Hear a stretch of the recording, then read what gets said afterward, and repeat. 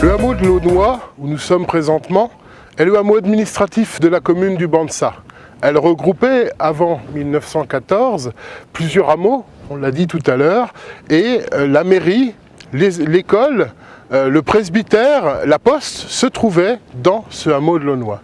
Ce hameau est resté dans la zone allemande lors de la cristallisation du front. Il était donc l'une des communes occupées, les 26 communes occupées du département des Vosges. En plein sur la ligne de front, comme les autres hameaux du Banssa, le hameau de l'Aunois est complètement détruit à la fin de la guerre.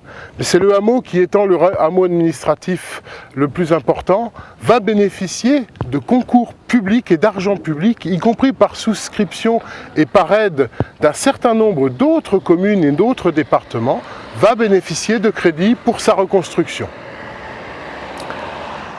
De fait, eh bien, derrière moi se trouve ce qu'on appelle aujourd'hui une hyper-mairie.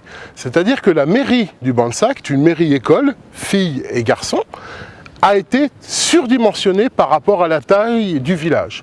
Le village comprenait un peu moins de 1000 habitants avant la guerre de 14. Il mettra très très longtemps à retrouver une population relativement similaire et pourtant il a une mairie tout à fait surdimensionnée, presque la mairie d'une petite ville de taille moyenne.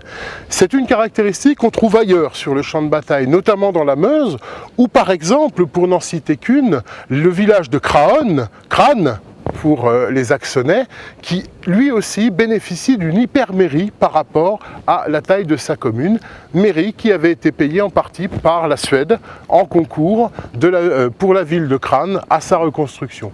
Donc comme on le voit, la guerre, elle a laissé des traces considérables, mais elle a aussi changé la morphologie des villages, notamment en laissant des bâtiments qui sont tout à fait typiquement des bâtiments en reconstruction, dont parfois la dimension prête en effet à discussion.